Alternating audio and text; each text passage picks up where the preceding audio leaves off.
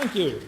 I will keep this brief because you have had a long and hard and a difficult LIANZA, and for other reasons, because you don't need me, look, a certified ambassador from the internet, coming to tell you how to think and what to do. Great slide.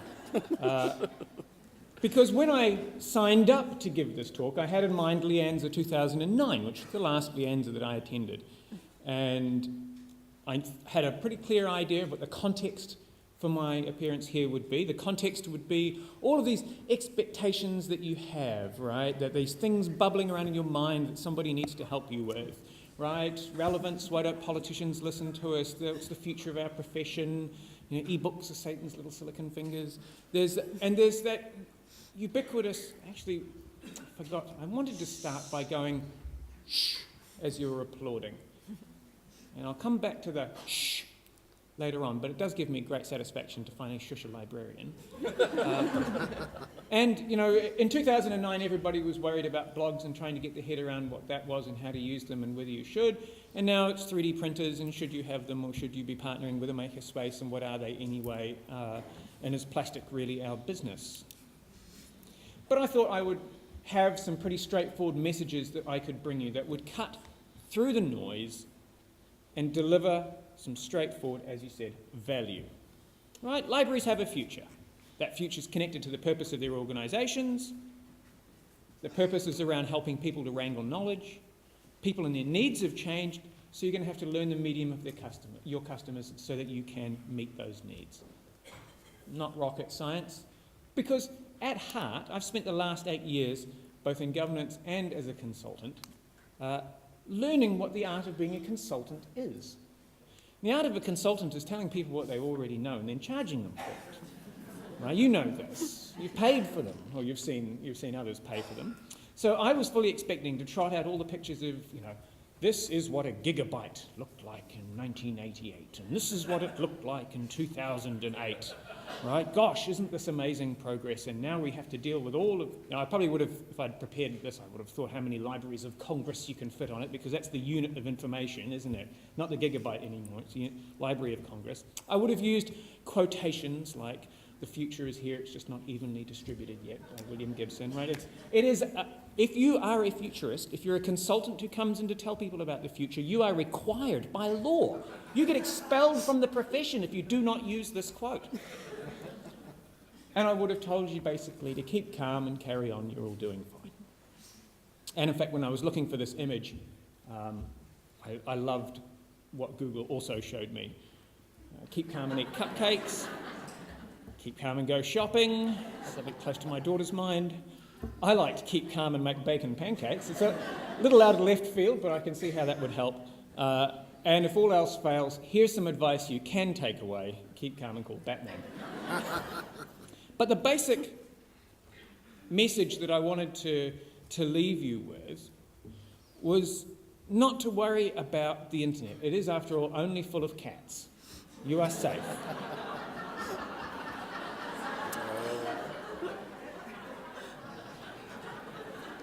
And my problem was, my morale, my consultant's self-confidence was eroded, gutted, bled out, in fact, through the course of this bloody conference.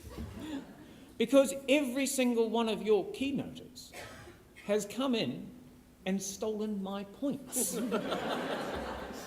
Yeah, libraries have a future, bugger, connect to the purpose, yeah, around helping people, right, inside out, outside in, maybe has changed, people and their needs have changed, but it's all about being service, so you have to, shit. Or, more politely.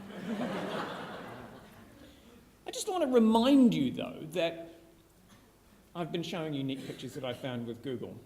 I was reminded as I was preparing this presentation that your role will never go away. Google will not replace you. What do you think I was searching for when I found these images? So that's Corin, right, in the top left. Second row, third in, looks like Mike from Victoria. There's Water Wonders, some kind of ad, 66 books, one story. Like, what the hell was digging up this? A picture of the former telecom head? Well, that might give it away. I was trying to find a picture of my friend. Excuse me. Because he's why I'm here today. He suggested that I take his place as the ambassador from the internet on LIAC, the Library Information Advisory Commission, which is how I came to know and to love libraries and to be here today. And we have a pretty simple mission, right? And we have to advise the minister. And when you hear that, I am sure you think exactly the same thing that I thought.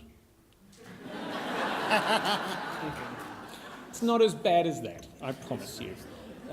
If you are some other cultural institution, like maybe Te Papa, you have a governing board. And the governing board sets your strategy and your purpose and then appoints the CEO to deliver that. And LIAC is not a governing board, LIAC is an advisory board. And so we don't get to say what must happen, we get to point out to the minister what will happen should the minister continue down this foolish path, or what will happen if the minister chooses to take this avenue of exciting opportunity and possibility to deliver good and positive results for their country. And of course there are 5 or 6 of us, and there's a hell of a lot of you. A hell of a lot of you in the library profession, and a hell of a lot more in the information profession, which is also our remit.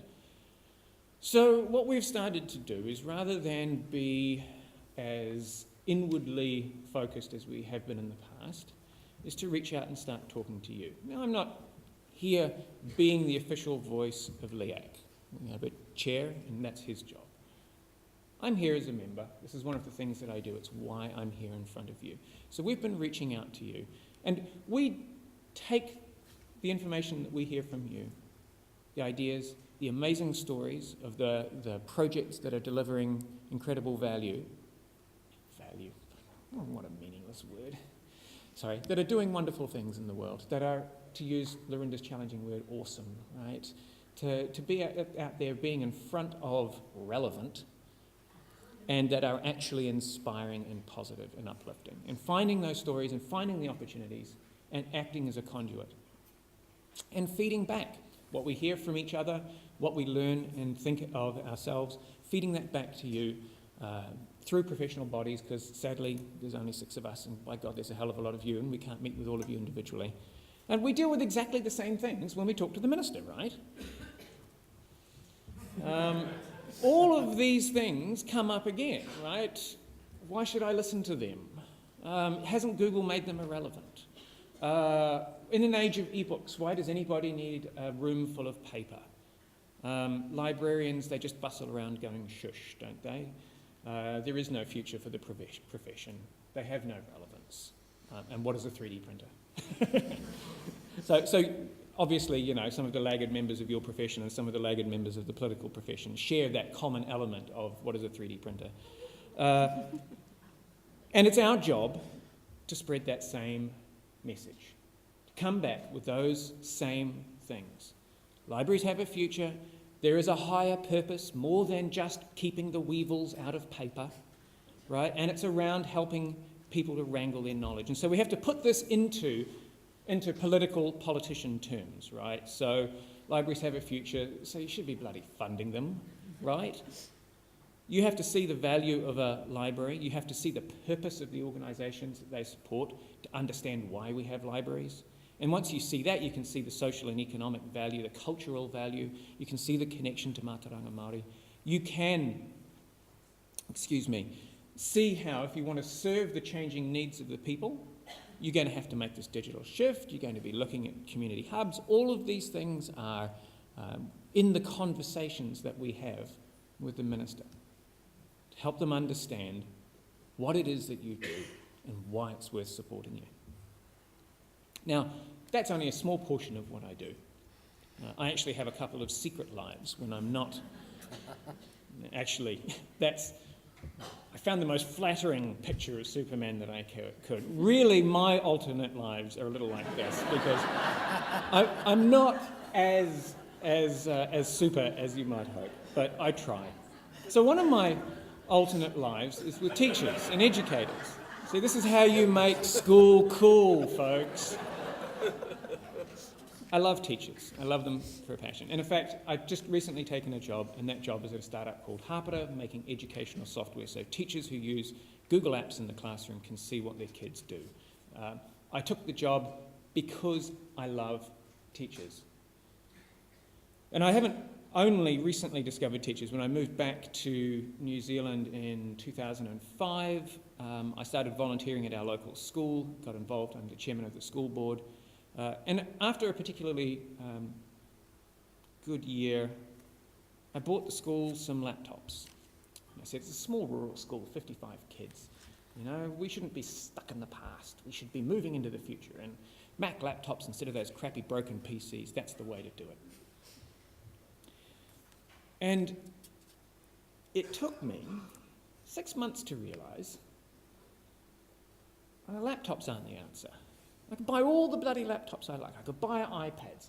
We could supply every child in the school with 3 devices. And the transformative power of that is sweet fuck all, because the exciting stuff happens in the minds of the teachers and the minds of the kids. And unless you change the minds of the teachers and the minds of the kids so that they know what it is they're trying to do with these devices, all you've got now is the same classroom you had, but with Macs. So I fell victim to cargo cult thinking. You know, cargo cult thinking, the idea that on the Melanesian islands, the locals tried to figure out why, if their gift culture gave you mana by the amount of goods that you could give away, these industrialised Westerners who arrived were able to have so much mana with all these things. What had they done to annoy the gods? So they started to build replicas of the Western artefacts out of the native materials in the hopes that the planes would also bring them the goods that they would be able to use to get mana. The Russia's airplane didn't work, I have to point out. Now, that's one take on cargo cult thinking. Another more familiar metaphor is the iceberg, right? We see the technology in a school, we see the technology in one of these amazing libraries that are held up to us in keynotes or in sessions. But what we don't see is the philosophy, the thinking underneath. And if you're a teacher, you call it pedagogy, but it's the same idea. You have to know why you're using this gizmo, not just, woohoo, shiny gizmo, right?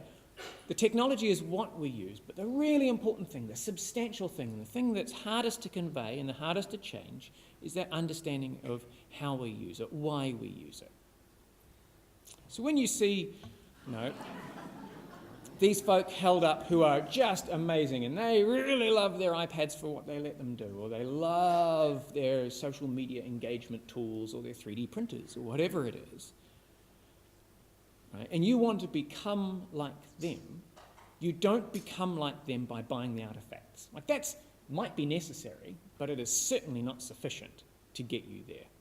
Right? You've got an ocean of possible artifacts and toys. You've got a million different directions that you can go in with the internet. I admit that I find it overwhelming. I don't know everything that's out there, and I'm the nerdiest McNerdy nerd, probably, in this room. At least I hope so. Otherwise, you're welcome to get on stage and give this talk too. That'd be awesome. I don't feel like I have to know it all. And it's an important thing for you to take on, that you don't have to feel like you need to know it all. That's an overwhelming pressure. To see something that you don't understand and treat it as a threat is deadly. It is a way to lock off all future learning, all future understanding for you. The reason I love teachers have got this sussed. Teachers have a system for embracing new things and getting better with what they do. And this is a miracle. This is a machine for making better teachers. It's called teaching as inquiry. Every teacher in New Zealand is supposed to practice this. They do with varying efficacy. But the basic principle is you start at the top. You've got some idea, that something might be wrong in your class, or there might be an opportunity to fix something, or to expand engagement, or to reinforce something, or to learn about something else. So you look for evidence that maybe this hypothesis you have is true, and then you do a bit of research into what you might do to fix it, and then you take some action, and then you gather some more evidence to see if your action worked, and then you reflect. Would I do that again? Did that actually work? Is there something else that I would try next time? Can I share this with a friend? You think about it, and then you go back and you do it all again. And it's a structured system for learning. They do this all the time. And what it means is that what you see in a classroom today is not what you saw in a classroom yesterday, last week, last year, last century, last millennium, which is all of 13 years ago. You see new things all the time. And if you want a system that will embrace the future, embrace a way of making the new manageable, embrace this. This is great. So, for example, one of my friends, Claire Amos, is head of e-learning, was head of e-learning at Epsom Girls, and while she was there, what she did was take the whole school through this. She said, every teacher, you have to do this. Start of the year, figure out something to work on. Right? Is it something as basic as math puzzle drills? Is it peer marking of English essays? Is it mastering multimedia presentations? What is the thing, either in yourself or with your students, that you want to get better at? Go out and find some things online, do a bit of research, pick one, and then use it. Just one, the whole year. It's not a rushed process. Just one thing. You can do one thing, can't you? You'd be in trouble if you said no to that question. So yes, they did one thing. She made a spreadsheet, a Google Doc spreadsheet, and shared that with the entire school, and everybody had to enter the thing that they were working on and what tool they were going to try. And then, towards the end of the year, they did their reflection and said, here's what I learned by doing this. And they put that in the spreadsheet as well. So now you've got public learning, you've got social proof that it's okay to experiment.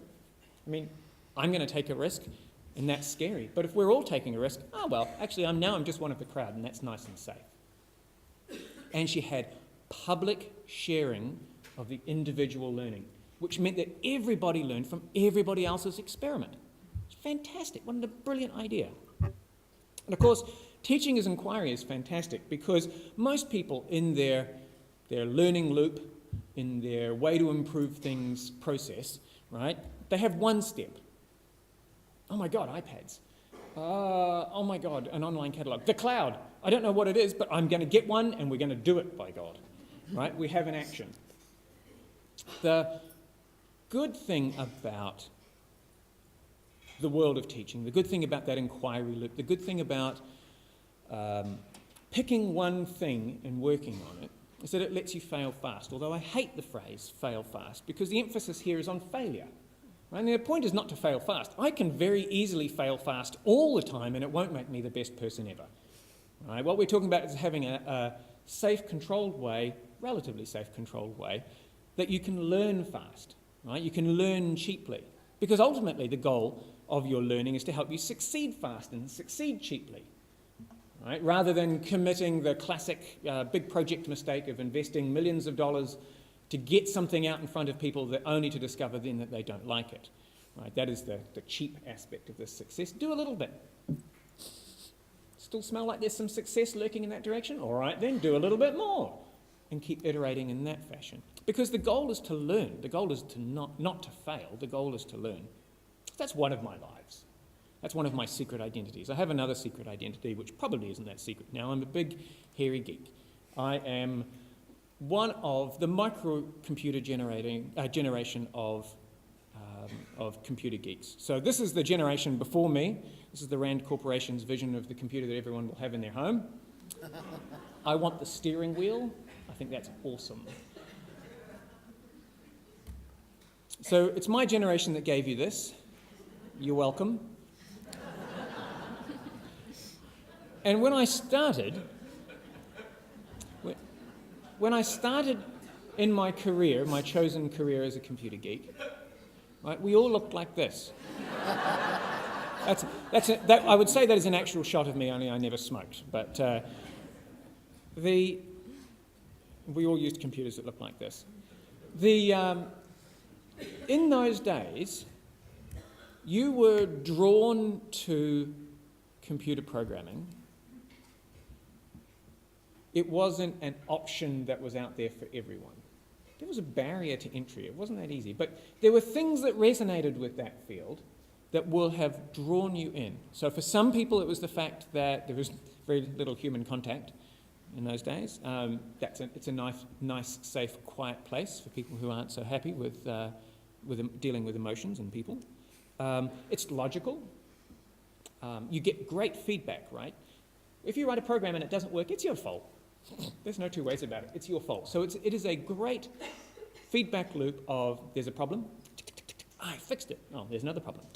I fixed it. It's like a constant stream of food pellets for the mind. Programming is fantastic for that. And there are some people who really thrive on the type feedback loop of challenges. Some thrive on control. I get to make this complicated and stunningly expensive machine do my bidding. I can make it print hello world. I can make it count to 10. Because that's what we were doing in those days, right? We would buy books that looked like this, and I never, ever met a computer programmer who looked like either of those. But boy, this gave me hope. Truth in advertising, man, what a joke. Those programs that we would learn on were really basic, literally in some cases in the basic programming language. But they resonated with some aspect of us. And so we became those geeks who would have cable nests everywhere under their desk, maybe take the whole computer thing a little too far.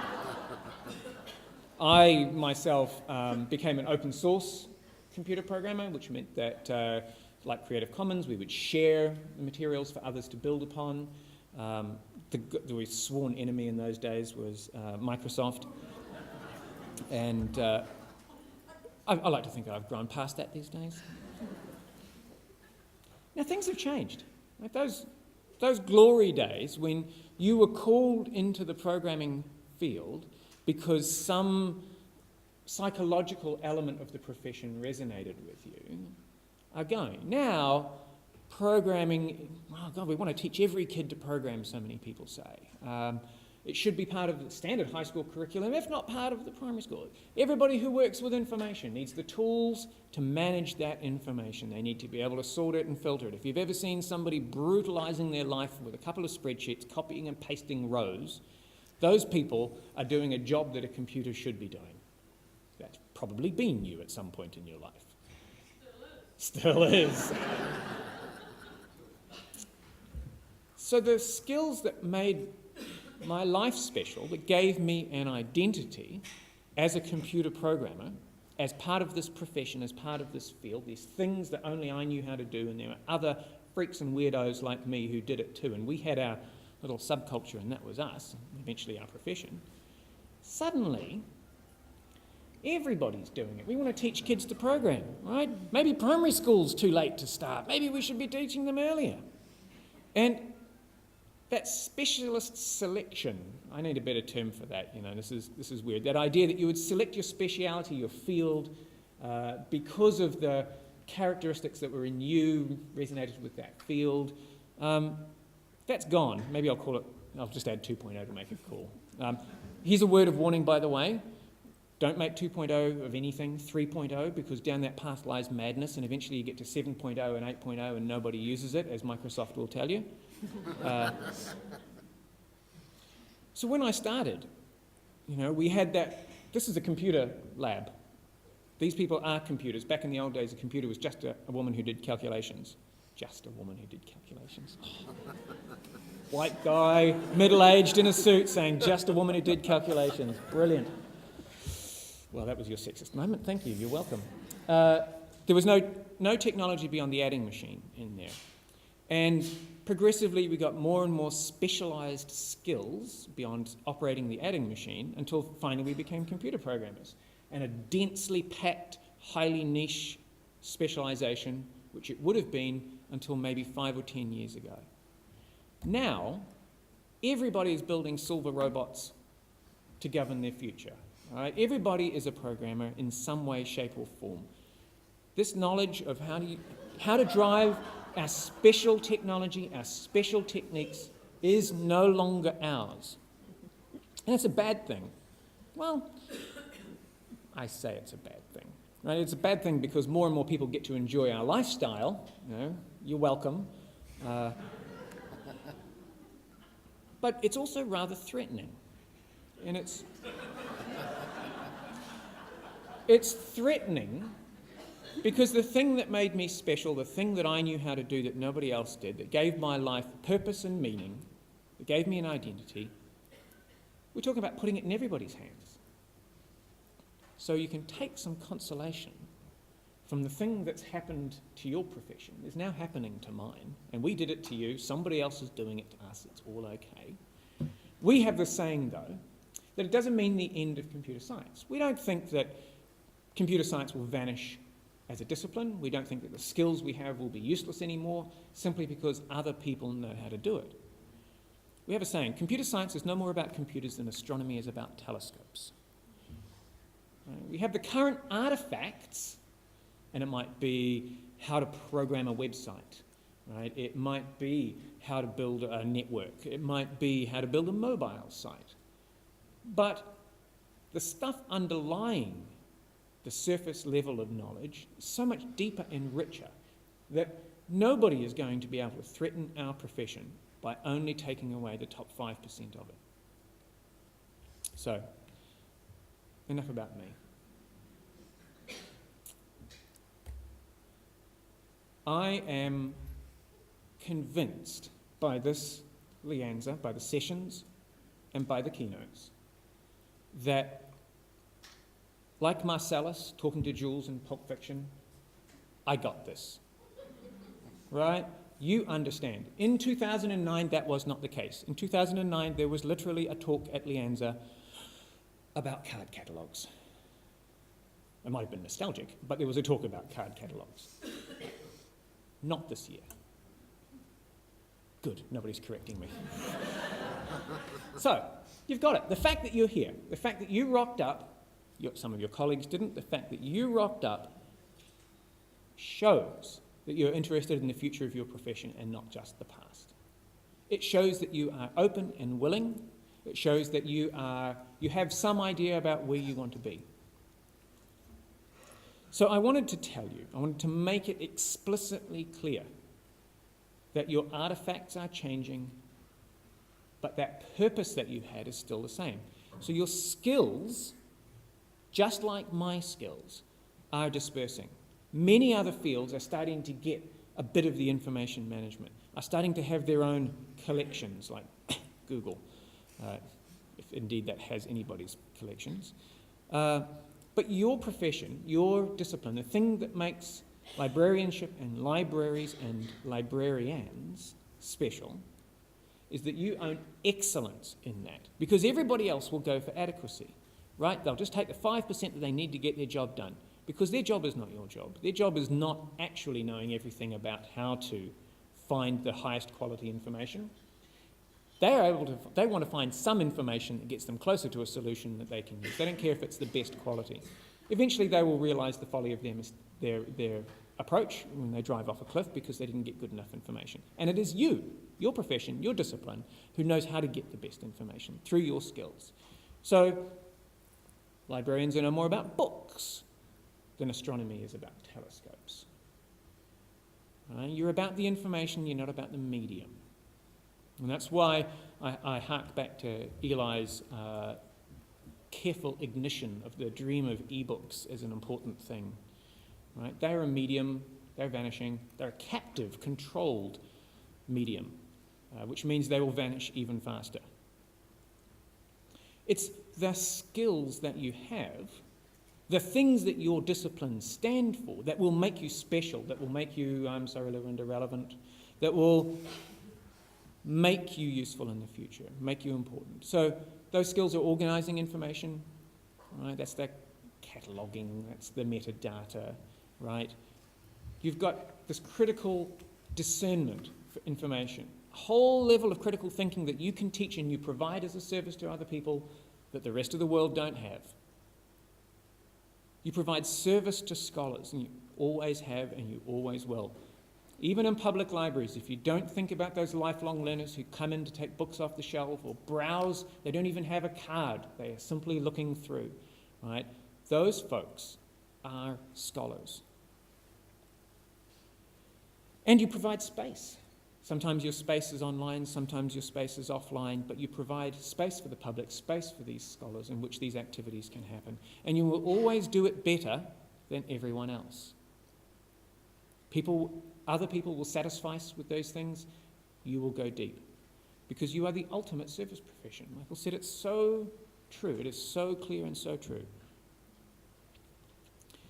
And in order to serve properly, you'll have to use, again, something that another keynoter stole, right? Design thinking, because you build with your users. What was the problem that I ran into? What is the mistake that I made when I bought computers for the school?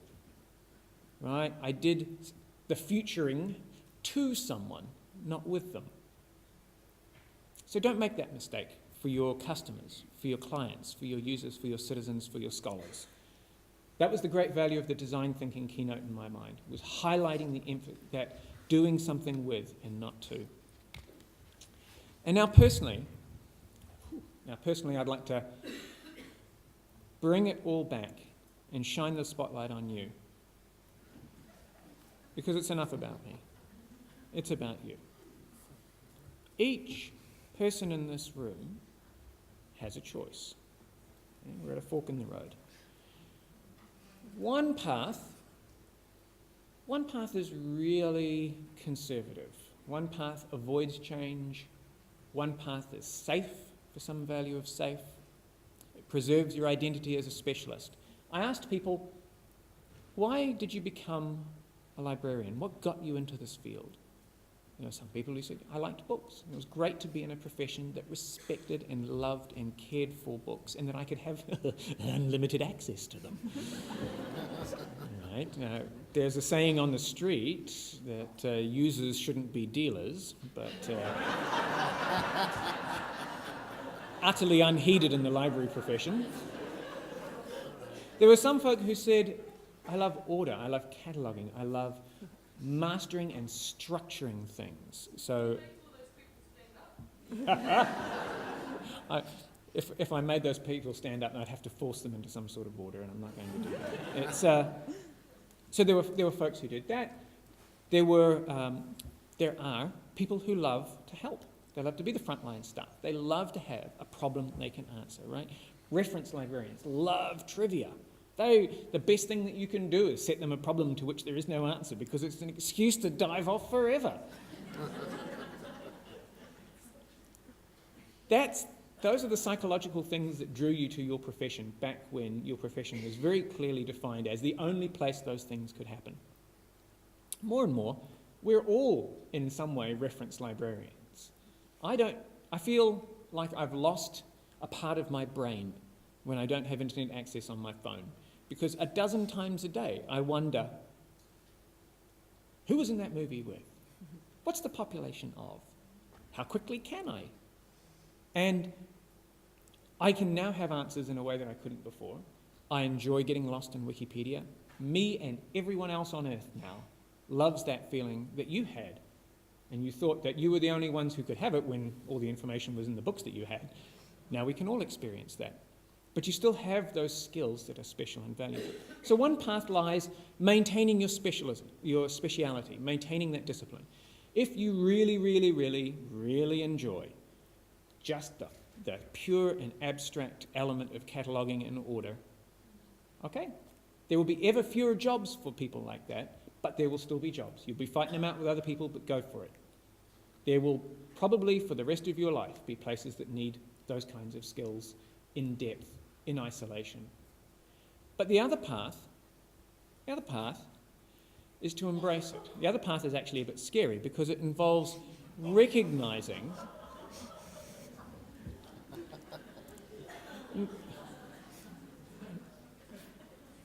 I love it. So you look at that, right, and it's scary, but at the same time, she is going to have one hell of a thrill ride, right?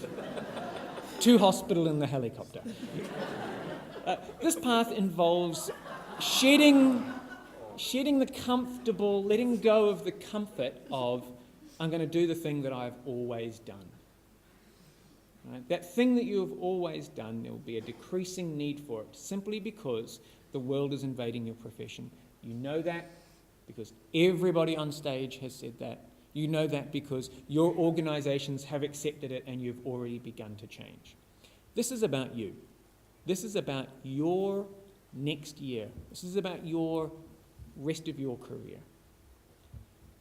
If you want to embrace this future that everybody was talking about, be it 3D printers, be it physical objects that are on loan, be it the co-creation of knowledge from your community, publishing it out to the world, inside out instead of outside in. Whatever that thing is that you do, you can master technology, you can master the future. I don't know what the future holds. People paid me to be a futurist. I'm like, the brutal truth is nobody knows what the future holds. Is everybody going to have a 3D printer in 10 years? Bugger if I know. Maybe, maybe not. You don't have to commit wholeheartedly to one solid vision of the future. You can experiment, do little bites. You can use that teaching as inquiry, because this will, for your professional development, be something that you can own and do yourself. You don't need to wait for somebody to run a class. You don't need to sign up. You don't need to do anything like that. If you do it in public and share it with your co-workers, that's even better. But this can be as personal a thing as you like. And what it will do is give you more knowledge over time and make you better at what you do. So the future doesn't have to be scary. Technology and all that kind of crap doesn't have to be scary. You can accept that you don't know what the future is and bite it off piece by piece.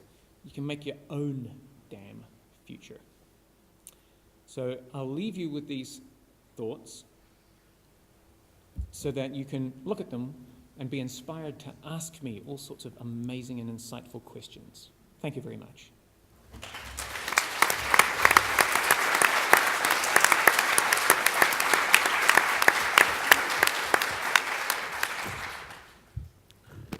Thank you, Nat. Right. He said, thank you, Nat.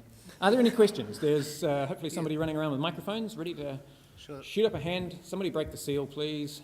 Don't leave me hanging. Come on, bro, don't leave me hanging. Oh, look at you. Have I answered all your questions, really? This is just the hangover speaking, isn't it? Yes, question. So you mentioned that there's so many of us.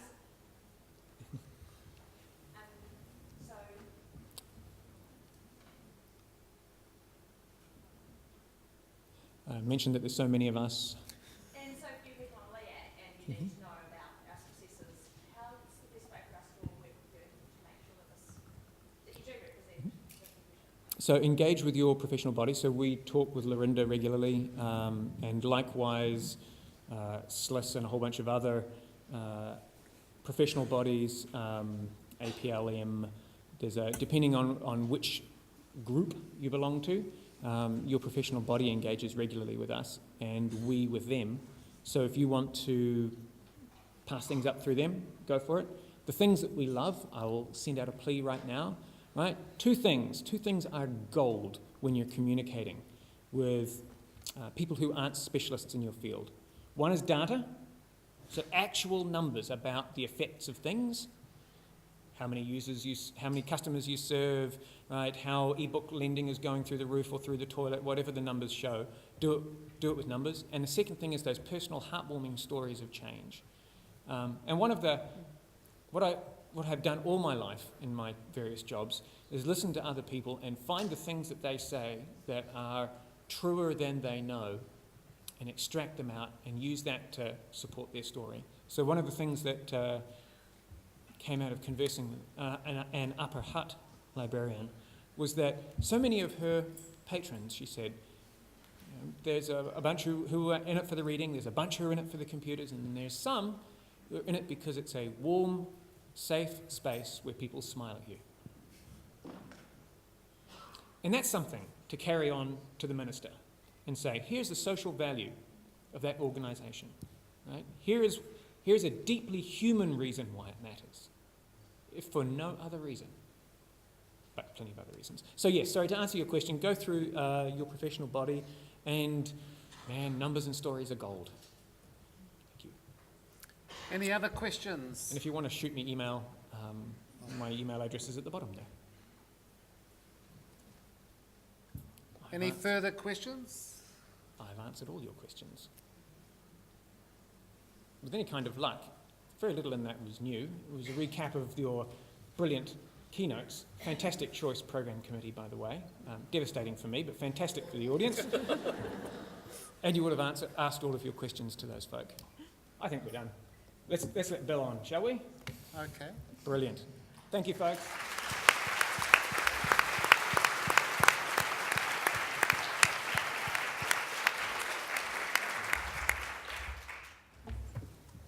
Right, I'd just like to give Natty a little token of our appreciation on behalf of LIANZA and Digital Library 6. Thank you, Nathan, for inspiring and light-hearted and at the same time innovative and adding some value there and reminding us that yes, we are in the right direction, we are doing things right, and I especially like the bit about doing it quickly and doing it cheap. Thank you very much. So thank you.